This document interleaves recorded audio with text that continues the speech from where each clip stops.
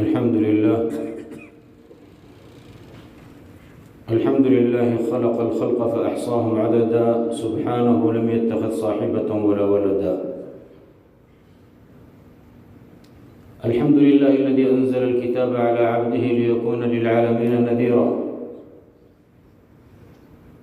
وأشهد أن لا إله إلا الله وحده لا شريك له،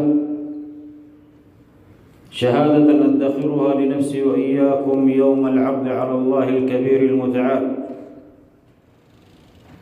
يوم لا ينفع مال ولا بنون إلا من أتى الله بقلب سليم. وأشهد أن محمدًا عبده ورسوله صلى الله عليه وعلى آله وصحبه ومن سار على نهجهم واتبع أثرهم إلى يوم الدين، وسلم تسليمًا كثيرًا. أوصيكم ونفسي بتقوى الله عز وجل، فمن اتقى الله وقاه، ومن اتقى الله جعل الله له من كل هم فرجا، ومن كل ضيق مخرجا، ورزقه من حيث لا يحتسب. ومن يتق الله يكفر عنه سيئاته ويعظم له أجرا. أيها الأحبة في الله، في خضم ما تعيشه الإنسانية اليوم من تطور في مجالات شتى، أصبح الكثير منا يبحث من خلال هذه التقنيات وما أودع الله تبارك وتعالى في هذه الأرض عن السعادة. الصغير يبحث عنها، والكبير والذكر والأنثى، والحر والعبد والأمير والمأمور، الكل ينشد السعادة. لكن السبل التي توصل إلى السعادة يختلف الناس في طريقها. فقد يظن الفقير أن السعادة في جلب الأموال، وفي الوقت ذاته يظن الغني أن السعادة في صرف الأموال. فهذا يتمنى المال ليسعد، وهذا ينفق نفس المال الذي يتمناه الفقير ليسعد. فالسعادة شيء جوهري يصيب القلب، فيفتح هذا الصدر ويشرحه. لكن هناك أمور وأمراض يرتكبها الإنسان بنفسه فتذهب عنه روح السعادة، أمراض خطيرة قد لا يتنبه لها الكثير منا، تصيبه بمقتل، تجعله يعيش يائس في هذه الحياة، لا يستمتع بزوجة ولا أولاد ولا مال، لا يستمتع بحياة هانئة. أعطاه الله تبارك وتعالى الصحة فهو يعتبر نفسه أمرض الناس، أعطاه الله المال فهو يظن أنه أفقر الناس. من أخطر هذه الأمراض هو مرض القلق، الخوف على المستقبل. ماذا سيصنع الله تبارك وتعالى بي؟ كيف سيكون مصير أبنائي؟ كيف سيكون مصيري؟ الأوضاع التي تحيط بنا من كل جانب غير مطمئنة. القلق أصاب كثير من الناس فأصبحوا حبساء في بيوتهم، إذا خرجوا إلى أشغالهم يخرجون من غير رغبة، فقل إنتاجهم. القلق عندما يعشعش على هذا العقل يصيبه بمقتل. فعقولنا مثل المزرعة، إن زرعت فيها ورودا رأيت أشياء جميلة، وإن زرعت فيها مبيدا للحشرات فلن تجد الشيء الجميل في نفسك. إن القلق مرض إذا دخل في قلب الإنسان جعله هزيل في جسده، هزيل في نفسه، لا يستطيع أن يقاوم أمور الحياة، لأن هذا القلق هو سبب من الأسباب العظيمة التي يستطيع الشيطان من خلالها أن يدخل إلى قلبك. فالشيطان لا تقف مهمته عند بني آدم أن يوصلهم إلى النار،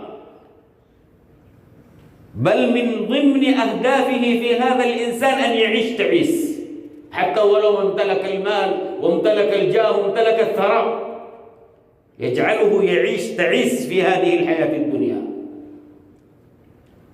إذا ما هو الحل؟ كيف نخرج من هذا المرض العضال، المرض القاتل الذي يجعلنا ننظر إلى المستقبل نظرة تشاؤم، الذي يجعلنا نكره أنفسنا في بعض الأوقات فنتمنى الموت؟ ما هو العلاج لهذا المرض الذي أصاب فتية من الشباب وأوجدت فيهم الأمراض والأوجاع التي لم تكن في آبائنا من قبل؟ كان المرض في آبائنا وأجدادنا إذا ظهر عليهم ربما يظهر في 60 أو 70 من أعمارهم. شيب الرأس إذا ظهر في أسلافنا كان لا يظهر إلا في 70 في 60، وإذا ظهر نفرات. لكن انظروا لشباب اليوم، ما يكاد الواحد منهم يصل إلى 30 من عمره إلا وقد تقوقع شعر الشيب في رأسه. تستغرب عندما تجد شباب في 30 من أعمارهم أصابهم القلق في حياتهم وعلى خوفهم من المستقبل، فتجد قد خار إلى قواهم الضغط والسكر والدهون وكثير من الأمراض وأمراض المفاصل. تجد الواحد منهم لا يستطيع أن يرفع قليلا من الكيلو في الوزن بسبب الضعف الذي وجده. أصبح القلق يخيم على هذا الإنسان من كل مكان، فلا يريد أن ينشط نفسه ولا ينشط ذاكرته، بل يتقوقع في بيته ربما وراء جواله ويظل يمني نفسه الأماني. فإذا خرج اعتقد أن الناس كلهم ضده، في وظيفته يشك بنفسه ويشك بالناس، في أرزاقه يقلق، في أولاده يقلق. إن من أعظم العلاجات التي ينبغي أن يسلكها الإنسان المسلم في علاج القلق هو حسن الظن بالله. ما هو ظننا بالله؟ هل سينجينا؟ هل سيرزقنا؟ هل سيغفر لنا؟ هل سيدافع عنا؟ ما هو ظننا بالله؟ النبي صلى الله عليه وسلم يقول في الحديث القدسي فيما يرويه عن ربه: أنا عند حسن ظن عبدي بي فليظن بي عبدي ما شاء. ما هو ظنك بالله؟ إذا ظننت بالله السوء لن تجد إلا السوء، وإذا ظننت بالله خيرا فلن تجد إلا خيرا. لذلك كان أحد السلف يقول: والله إني لأعلم ما يفعل الله بي بحسن أو بسوء ظني. إذا كان ظنك بالله خير ستجد الخير، وإذا كان ظنك بالله سوء والله لن تجد إلا السوء. النبي عليه الصلاة والسلام عندما كان في غار ثور هو وأبي بكر رضي الله تعالى عنه وأرضاه، فقال له أبو بكر: يا رسول الله، وهو يحكي الواقع الذي يعيشه معه في الغار: والله يا رسول الله لو نظر أحدهم إلى أسفل قدمه لرآنا. قلق ليس خوفا على نفسه أو خوفا على ذهاب الدنيا، إنما هو خوف على النبي صلى الله عليه وسلم أن يقتل، فيموت هذا النور وتموت هذه الرسالة. فغرس النبي صلى الله عليه وسلم في قلبه حسن الظن بالله. ما ظنك باثنين الله ثالثهما؟ ما ظنك باثنين الله ثالثهما؟ فمن أين سيدخل اليأس والقلق إلى قلب أبي بكر رضي الله تعالى عنه وأرضاه بعد ذلك؟ ما ظنك باثنين الله ثالثهما؟ ومن يتوكل على الله فهو حسبه، هو كافي. أين هذا من حياتنا اليوم؟ إن الواحد منا إذا قلق يركن إلى إنسان مثله، لكن أن يتوجه إلى الله ويحسن الظن بالله أنه سينجيه، القليل منا من يفعل ذلك. أبو الدرداء رضي الله تعالى عنه وأرضاه يخرج يوما إلى المدينة يتمشى، فيأتي الخبر وينتشر أن بيت أبي الدرداء قد احترق.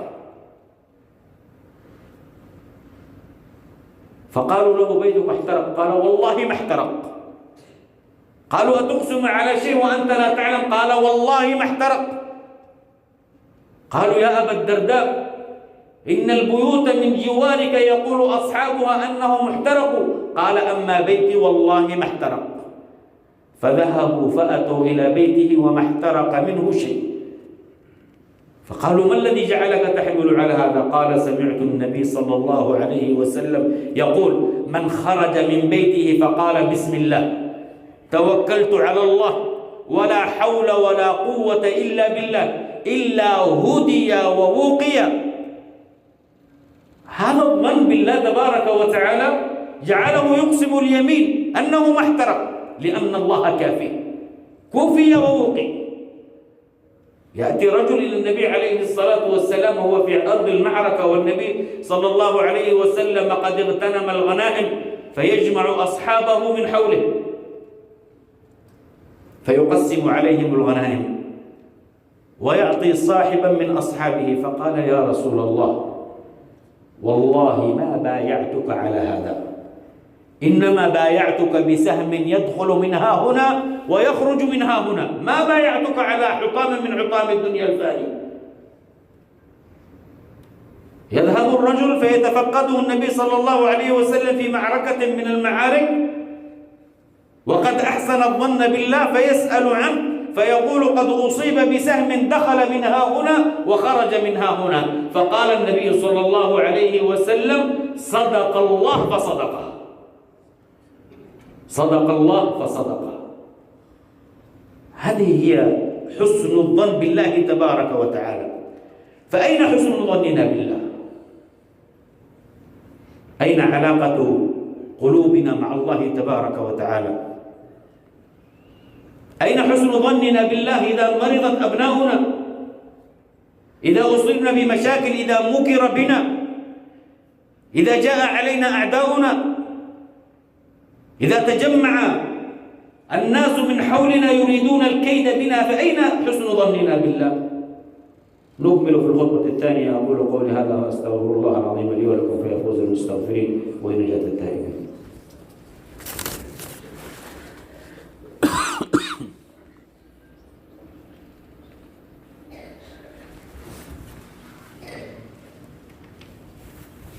الحمد لله والصلاة والسلام على رسول الله وعلى آله وصحبه ومن والاه. أيها الأحبة في الله، والله وبالله وتالله أن الواحد منا لن يأخذ من هذه الحياة الدنيا إلا ما كتب له، فلا تقلق ولا تجزع على المستقبل فهو غيب.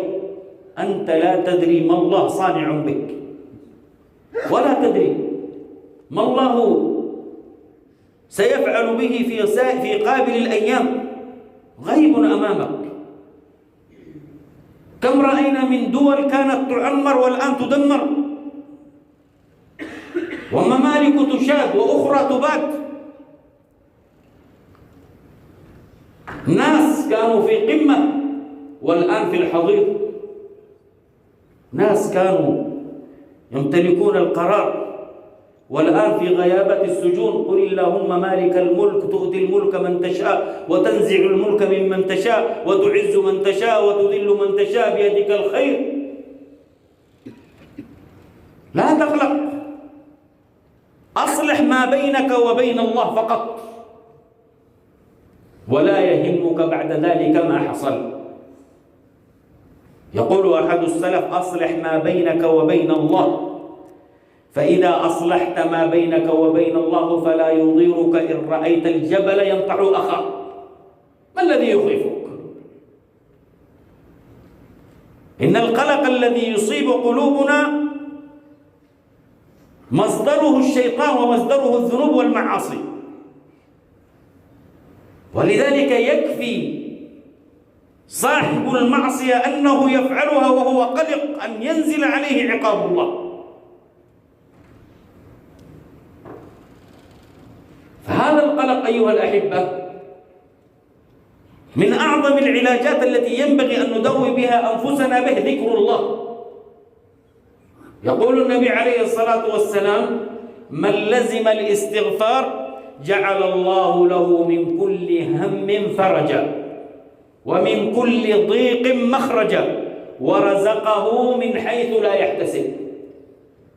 عجبا والله لكل خائف يقرأ قول الله تبارك وتعالى حسبنا الله ونعم الوكيل، ولم يقف عند قول الله بعدها فانقلبوا بنعمة من الله وفضل لم يمسسهم سوء. والله ما قالها خائف من أي أحد كان، سواء خوفا حقيقيا أو خوفا معنوي، إلا وقلب الله تبارك وتعالى حاله من السوء إلى العيش الرغيد. الذين قال لهم الناس إن الناس قد جمعوا لكم فاخشوهم، خافوهم، اقلقوا منهم. إن الناس قد جمعوا لكم فاخشوهم فزادهم إيمانا وقالوا حسبنا الله ونعم الوكيل، فانقلبوا بنعمة من الله وفضل لم يمسسهم سوء. المغموم ذلكم الذي أصيب بغم، ما هو مقدار غمك من مقدار غم يونس وهو في بطن الحوت في ظلمة الليل وفي ظلمة البحر؟ ماذا قال؟ قال سبحانك لا إله إلا أنت إني كنت من الظالمين. ماذا قال الله بعدها؟ فاستجبنا له فنجيناه ونجيناه من الغم. هل هذه خاص بيونس؟ لا. فاستجبنا له ونجيناه من الغم وكذلك ننجي المؤمنين.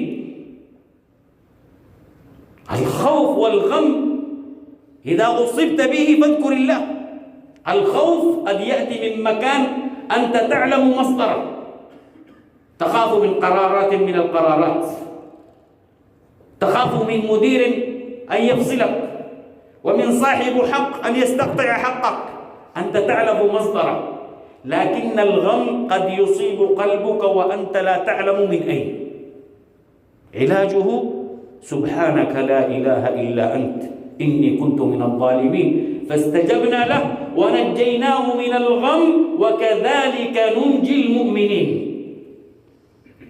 إلى أولئك الذين يخافون كيد الأعداء ويقلقون أن يتربصوا بهم وأن يؤذوهم في أبنائهم وأجسادهم وأموالهم، قل كما قال ذلك الرجل وأفوض أمري إلى الله إن الله بصير بالعباد. فوض أمرك إلى الله. ماذا قال الله له؟ قال فوقاه الله سيئات ما مكروا وحاق بآل فرعون سوء العذاب. لما قال أفوض أمري إلى الله وقاه الله سيئات ما مكروا. إلى أولئك الذين يلهثون وراء الحياة الدنيا ويريدونها حلالا طيبا. إذا رأيت من متاع الحياة الدنيا قل ما شاء الله لا قوة إلا بالله سيأتيك الفرج، فعسى ربي أن يؤتيني خيرا من جنتك ويرسل عليها حسبانا من السماء. فتصبح صعيدا زلقا. هو يذهب وأنت تبقى. إذا قلت ما شاء الله لا قوة إلا بالله. الزبير بن العوام يوم من الأيام وهو يتاجر، وكان من كبار التجار في مجال العقار، يكسب الملايين ويستدين الملايين. فلما جاء أو اقترب موته وكان عليه من الديون الشيء العظيم، قال لولده عبد الله: يا بني، إذا أنا مت وهذه الديون في ذمتي فاقضها عني. قال: يا أبتاه، كيف أستطيع أن أقضيها؟ قال: يا بني، استعن بمولاي. فاستغرب الابن وقال: يا أبتاه، أي مولى لك؟ قال: يا بني، استعن بمولاي فهو كافيك، استعن بالله فهو كافيك. والله يا بني ما مر علي يوم من الأيام وأصابتني فيه الديون وكثرت علي الغموم إلا ووقفت بين يديه في الثلث الأخير أقول: يا مولى الزبير اقض دين الزبير. والله ما يمر علي إلا 3 أيام إلا وقضى الله عني ديني. انظروا إلى حسن الظن، كم نطرق أبواب الخلق وننسى أبواب الخالق. كم يسعد الإنسان إذا سمع من مدير عمله: أنت عندي لا تخف، يعيش مطمئنا. فكيف لو جاء هذا الأمر من محافظ محافظة من هو أقوى؟ فكيف لو جاء من أمير من الأمراء وهو أقوى؟ فكيف لو جاء من الملك وهو أقوى؟ كيف سيطمئن؟ كيف سيعيش؟ لكن ما بالكم إذا كان هذا العبد وليا لله؟ من يقدر عليه؟ من يستطيع أن ينفذ إليك والله وليك؟ أحاطك بعنايته وأسدل عليك من رحمته وقذف مهابتك في قلوب خلقه. من يقدر عليك؟ أقسم بالله الذي لا إله إلا هو أن الشيطان لن يقدر علينا إلا عندما ينفرد بنا لأنفسنا. تذهب عناية الله فلا نقف إلا نحن والشيطان فقط. عندها يستطيع أن يوسوس ويستطيع أن يقذف ويستطيع أن يغوي ويستطيع أن يوقعنا في شراكه.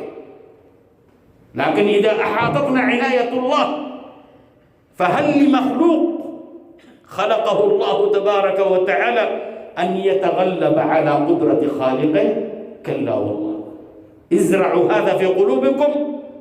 مهما كانت قوة المخلوق ومهما كان في يده من القوة فإنها لا يمكن أن تغلب قوة الله. لكن إذا ضعف القلب وهزل وأصبح الواحد منا يركن إلى نفسه ويركن إلى الناس ونسي رب الناس، أبشر بالهموم والغموم التي تصيبه وربما لا تطيل في عمره حتى يموت. ادعوا الله في سجودكم أن يقوي الإيمان وأحسنوا الظن بالله. فما أجمل هذه العبادة التي لا تكلفك شيء، لا تكلفك لا حركات ولا سكنات ولا ذهاب ولا إياب، إنما هو عقد القلب بالله أن الله لن يخذلني، أن الله سيرزقني، أن الله سيحقق أماني، أن الله سيعطيني ما أطلب، لأنه بيده ملكوت السماوات والأرض. فإذا جاءت هذه العبادة اللطيفة إلى القلب قر واستقر. فإذا قر القلب واستقر اطمأن إلى هذه الحياة الدنيا. فإذا اطمأن إلى هذه الحياة الدنيا اطمأن إلى ما أودع الله تبارك وتعالى فيها.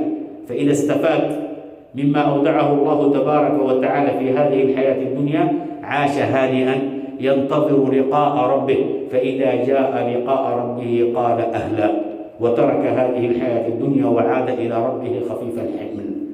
إنه توفيق الله. ادعوا الله وأنتم موقنون بالإجابة.